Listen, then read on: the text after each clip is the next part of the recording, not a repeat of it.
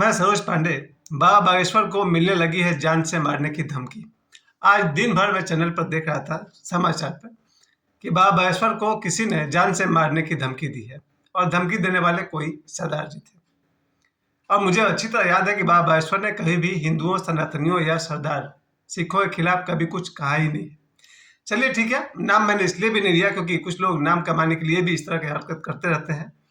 और वो news channel दिन भर दिखाता रहा कि बाबा बागेश्वर को जान से मारने की धमकी।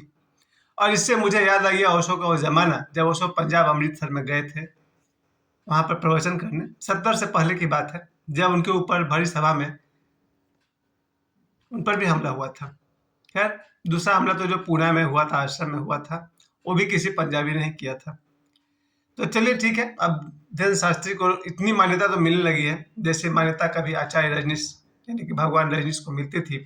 तो ओशो के साथ कुछ पंजाबियों ने तो ज़रूर पंजाब पहुंचने पर काले झंडे भी दिखाए थे। अब इनका जो सरदार जी है, उनका कहना था, हालांकि वो पंजाबी में धमकी दे रहे थे कि कभी पंजाब अमृतसर घुस कर दिखा दो, तुम्हारी उल्टी गिनती शुरू हो गई है। तो मुझे आश्चर्य है कि भाई आप जिसको धमकी दे रहे हो पंजाबी समझते ही नहीं। तो भाई धमकी तो कम से कम हिंदी में देनी चाहिए, या फिर कहीं ऐसा तो नहीं कि भारत में रहकर भी हिंदी बोलने नहीं आ रहा। तो अगर किसी पंजाबी को भारत में रहकर हिंदी बोलने नहीं आ रहा, क्योंकि जिसे आप धमकी दे रहे हो उसे हिंदी ही समझ में आती होगी। चलिए, विडम्बना है कि भारत में रहकर कोई हिंदी में नहीं बोल पा रहा है।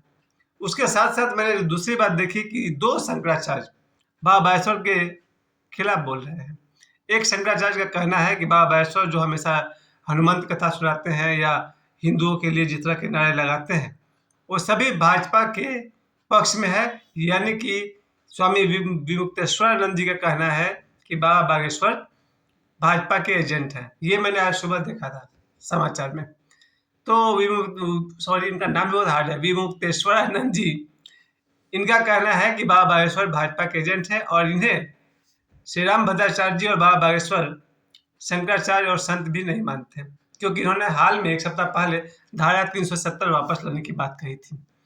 तो उसका बदला इन्होंने लेना शुरू कर दिया है कि विमुक्तेश्वरानंद जी कहते हैं कि बाबा बागेश्वर तो भाजपा के एजेंट हैं।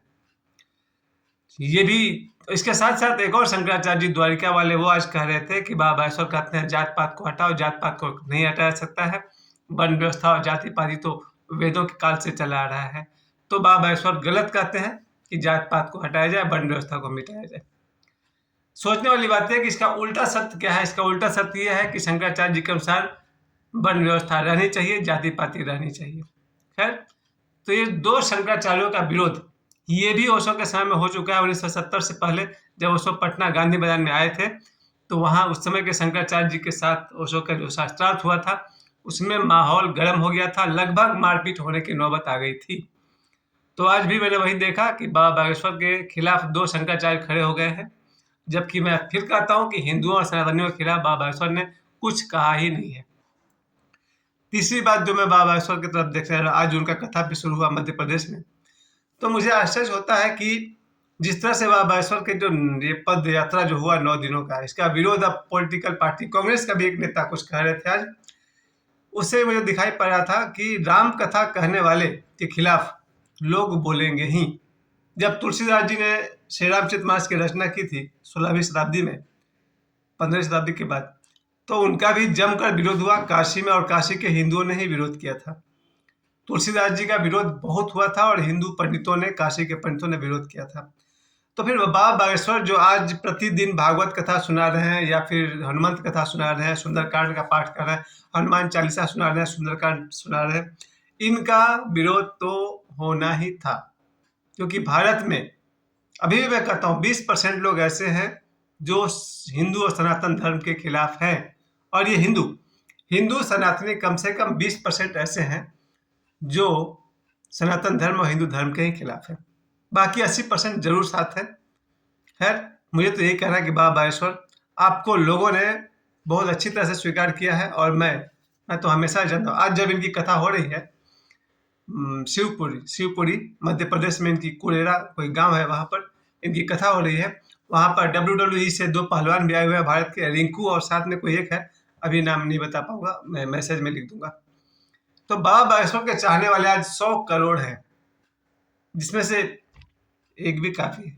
एक आदमी का धमकी जवाब देने के लिए एक आदमी भी काफी है।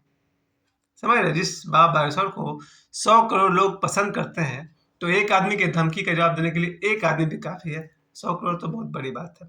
खैर, ऐसा होना चाहिए, इससे बाबा बागेश्वर के काम को और पब्लिसिटी मिलती है और मिलनी चाहिए, क्योंकि आज के युग में 2024 में बाबा बागेश्वर एक ऐसे संत हैं जो जन जन तक हनुमान जी के साथ लोगों को जोड़ रहे हैं। हनुमान जी सदा से इस प्रकृति में है, कम से कम 10,000 वर्ष से तो जरूर है। लोगों ने भुला दिया था। 2024 में एक बार फिर से सभी के घर में हनुमान चालीसा का पाठ हो रहा है, फिर से सुंदरकांड का पाठ हो रहा है, और हर आदमी इस विश्वास से भर रहा, हम अच्छे कर्म करें, क्योंकि गलत कर्म को देखने वाला भगवान हमारे भीतर भी है, बाहर भी है।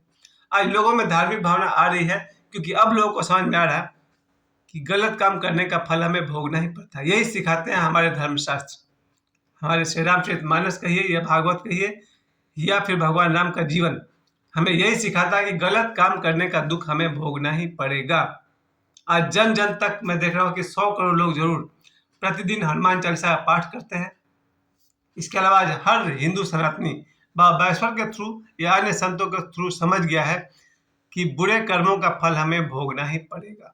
तो अगर हम सुख भोगना चाहते हैं तो अच्छे कर्म करें, दुख भोगने का शौक है तो बुरे कर्म करें, क्योंकि बुरे कर्म करने वाले दुख से बच ही नहीं सकते। यही काम तो भगवान शनि का है, कर्म फलदाता शनि, और कोई भी ईश्वर हो, देवता हो, बुरे कर्मों का सजा भोगना ही पड़ेगा। खैर, आज बाबा बागेश्वर के लिए मेरी तरफ से चलिए मुबारकबाद है कि अब लोगों ने आपको ओशो की श्रेणी में खड़ा कर दिया। आज पंजाब से मिलने वाली आपको जान से मारने की धमकी और 2 शंकराचार्यों का विरोध अब आपको ओशो के सामने अंतर खड़ा कर रहा है। मेरी तरफ से यही कहूंगा, बाबा बागेश्वर को चरैवेती आगे बढ़ते रहिए। आपके साथ 100 करोड़ हिंदू सनातनी हैं और ऐसी धमकियां आते जाते रहेगी। मुझे समय देने के लिए आप सभी को बहुत बहुत धन्यवाद। प्रणाम।